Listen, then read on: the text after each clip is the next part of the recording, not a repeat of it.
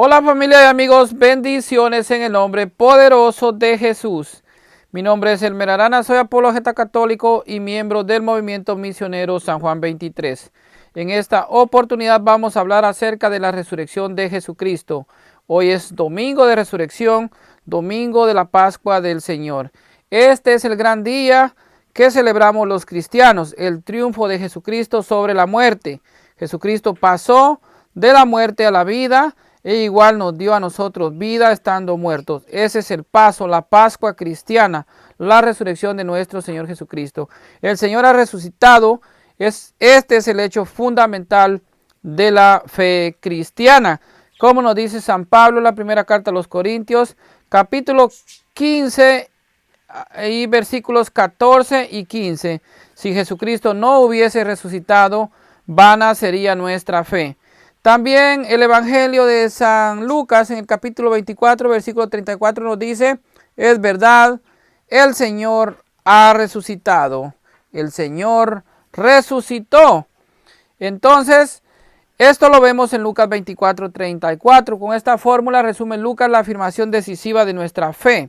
El movimiento de Jesús hubiera concluido con el fracaso de la cruz y la dispersión de sus seguidores si no hubiera sido por este acontecimiento excepcional con el cual todo comenzó de nuevo. La proclamación de la resurrección de Jesús es absolutamente fundamental y sin ella no habría fe cristiana. Esa es la base de toda la fe cristiana. Y en esa veracidad, en esa verdad de fe, esta afirmación donde nuestra fe se juega su ser o no ser, porque como señaló ya en los primeros tiempos el apóstol San Pablo, si Jesús no hubiese resucitado, la predicación sería vana y seríamos los hombres más dignos de compasión, como nos dice 1 Corintios capítulo 15, versículos del 14 al 19, parte de lo que yo ya les cité al inicio.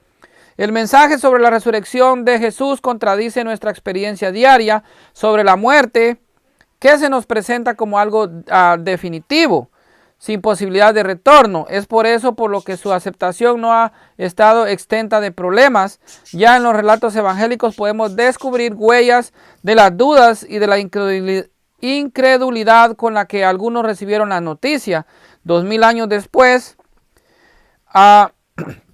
de aquellos hechos, es posible sostener razonablemente nuestra fe sobre la resurrección de Jesús. ¿Fue la resurrección un acontecimiento real o se trata de algo meramente simbólico o de un mito legendario? Yo preguntaría, pero ¿qué razones podemos ofrecer para que no nos acusen de que nuestra fe en la resurrección de Jesús carece de todo fundamento? La resurrección de Jesús es un acontecimiento real que tuvo manifestaciones históricamente comprobadas. Se trata ciertamente de un acontecimiento único, difícil de reducir a esquemas o conceptos conocidos, pero pese a todo, dejó huellas que aún podemos reconocer y que nos permiten afirmar que nuestra fe en la resurrección de Jesús no es irracional, sino que se puede fundamentar sólidamente de un modo racional. Vamos a reflexionar sobre 4 aspectos que son muy importantes. Yo los voy a enumerar uno por uno y vamos a ver cómo nosotros sí podemos demostrar que tenemos pues pruebas fehacientes y creer pues en lo que es la resurrección de nuestro Señor Jesucristo. El primero es el enigma del origen del movimiento cristiano. Es un hecho incuestionable incluso para los historiadores no cristianos que el movimiento de los seguidores de Jesús comenzó a tener importancia tras su muerte.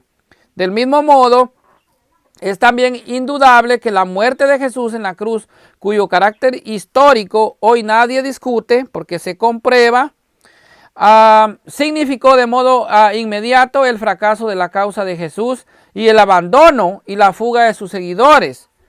Sin embargo, es también un dato histórico indiscutible el que poco tiempo después de la muerte de Jesús y de la fuga de sus seguidores, estos regresaron y proclamaron con un entusiasmo que nada tenía que ver con su abandono anterior, que Jesús había resucitado. ¿Cómo explicar históricamente esta situación? ¿De dónde sacaron sus seguidores las fuerzas para llevar la buena noticia hasta los confines del Imperio Romano? Un examen histórico del origen del cristianismo nos conduce inevitablemente a la conclusión de que algo excepcional como una gran explosión aconteció tras el fracaso absolutamente la muerte en la cruz. Bueno, cuando yo digo de fracaso me refiero a los que ven este acontecimiento de modo material, o sea, no una forma espiritual como nosotros los cristianos lo vemos.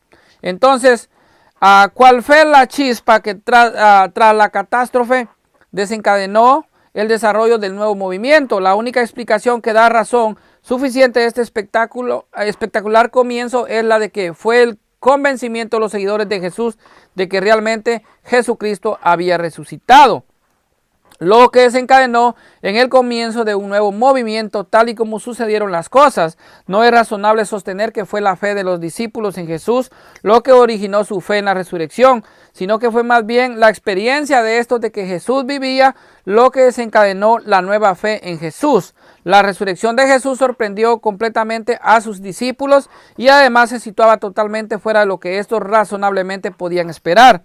En definitiva, solo si la resurrección fue algo real para los discípulos es posible explicar razonablemente los orígenes del movimiento de Jesús tras su muerte, o sea, del movimiento cristiano. 2. Los primeros testimonios. Los exegetas coinciden en señalar que el texto escrito más antiguo que proclama la resurrección de Jesús se halla en la primera carta a los Corintios de San Pablo, en capítulo 15, versículo 3 y siguientes, porque dice de esta forma literal: porque os transmití en primer lugar lo que a mi vez recibí, que Cristo murió por nuestros pecados según las Escrituras, que fue sepultado y que resucitó al tercer día según las Escrituras, que se apareció a Cefas y luego a los 12. Después se apareció a más de 500 hermanos a la vez, de los cuales todavía la mayor parte viven y otros murieron. Luego se apareció a Santiago, más tarde a los apóstoles. Es sabido que Pablo escribió la primera carta a los Corintios hacia el año 56 y 57 después de Cristo, a más tardar, y probablemente así hacia el año 54. En ella le recuerda lo que ya había dicho en su estancia en esta ciudad, estancia que se produjo hacia el año 50. El tiempo en el que Pablo recibió esa catequesis, no olvidemos, dice que os transmití, o sea, por tradición, Pablo está escribiendo de esta manera. Entonces debió ser entre los años 35 y 37 cuando visitó en Jerusalén a Pedro y Santiago. Esto significa que la fórmula que se expresa en este texto se había ya fraguado tan solo de 3 a 6 años después de la muerte de Jesús. Ni qué decir tiene la gran trascendencia de todo esto, pues ello supone que esta primitiva formulación de la resurrección de Jesús se remonta a muy pocos años después de la muerte del mismo Jesucristo y se apoya en el testimonio de numerosas personas que todavía vivían y las que podían consultar. O sea, prácticamente estamos hablando de la tradición, cosa que también San Lucas escribe y lo podemos ver nosotros en el propio prólogo o al inicio del evangelio, de lo que es el evangelio de San Lucas, que está escrito por pura tradición. De otro lado, los relatos evangélicos sobre las apariciones también constituyen un testimonio sobre la resurrección de Jesús, porque todos sabemos que lo que está escrito en el evangelio pues es la verdad de la vida, muerte y resurrección de nuestro Señor Jesucristo. Si bien su elaboración es seguramente más tardía y en estos relatos son numerosos los datos contradictorios, lo cierto es que es posible la reconstrucción de estos acontecimientos pascuales, cuyo último núcleo histórico no es posible desconocer. Tercer prueba, el sepulcro vacío. Es cierto que el sepulcro vacío ni es en sí mismo una prueba de la resurrección de Jesús, ni fue interpretada en el primer momento en ese sentido por quienes lo descubrieron. Pero no es posible tampoco dudar de su carácter histórico en su favor. No solo está el testimonio múltiple de los 4 evangelistas, sino también un dato obvio: sin tumba vacía no se habría podido anunciar la resurrección de Jesús en el ámbito judío, sobre todo en Jerusalén. Además, los judíos, en polémica con los cristianos, no negaron nunca, oiga esto, no negaron nunca el hecho del sepulcro vacío, sino que lo interpretaron de otro modo. La historicidad del sepulcro vacío encuentra también un buen apoyo en los textos históricos sobre el descubrimiento del sepulcro en el siglo IV, tras la conversión del emperador Constantino. En definitiva, el sepulcro vacío es también a su manera un signo o huella de la resurrección de Jesucristo. Es una prueba, es una tercera prueba como yo les estoy presentando. Cuarta y última prueba, otro testigo mudo de la resurrección es la sábana santa de Turín, o el manto de Turín, o el santo sudario, como nosotros los cristianos le llamamos. En Turín se conserva un lienzo conocido como la síndone o sábana santa, que según resulta de los numerosos estudios científicos a los que ha sido sometido, fue el utilizado en la sepultura de Jesús de Nazaret. Este lienzo refleja con un realismo aterrador las torturas y tormentos a que fue sometido Jesús antes y durante la crucifixión. Pero igualmente en la sábana santa de Turín, los científicos han encontrado huellas sorprendentes que indican que este lienzo o este sudario es el testimonio silencioso pero elocuente de la resurrección de Jesucristo. O sea, no solo de su muerte, sino también de su resurrección. Con la muerte de la primera generación de cristianos desaparecieron los testigos oculares directos de la resurrección, lo que debió contribuir a que surgieran dudas entre los nuevos seguidores, a las que se dedica la conocida admonición: dichosos los que no han visto, y han creído, como nos dice el Evangelio de San Juan capítulo 20, versículo 29. Sin embargo, y pese a los 2000 años transcurridos, como hemos visto brevemente en estas líneas, todavía es posible hoy, sin que ello contravenga nuestra inteligencia, gritar con júbilo como aquellos primeros discípulos: es verdad, el Señor ha resucitado, como nos dice San Lucas capítulo 24, versículo 34.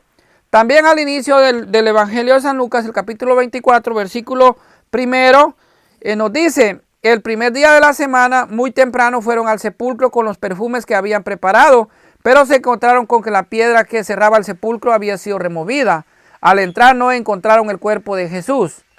Entonces, aquí nos está confirmando San Lucas, que también, como ya dije, el Evangelio de San Lucas fue escrito por pura tradición. O sea, él de fuentes fidedignas, con testigos oculares, él, con testimonio de estas personas, él escribió su evangelio. O sea, San Lucas es un evangelio puramente de tradición apostólica. Por eso es importante la tradición apostólica y no solo la escritura, como nos dice otra parte de la Biblia. Y así podemos comprobar todos los evangelios que nos hablan de que pasado el sábado, como nos dice San Juan, al amanecer del primer día de la semana, o sea, nos está hablando del día domingo. En otro evangelio, creo que es el mismo San Juan, nos dice pasado el día de reposo. O sea, nos está hablando de pasado el sábado al amanecer del primer día de la semana, que es domingo.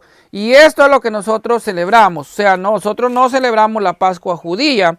Como la Pascua judía conmemoran y celebran en sábado el paso por el Mar Rojo y la liberación del pueblo de la esclavitud de Egipto.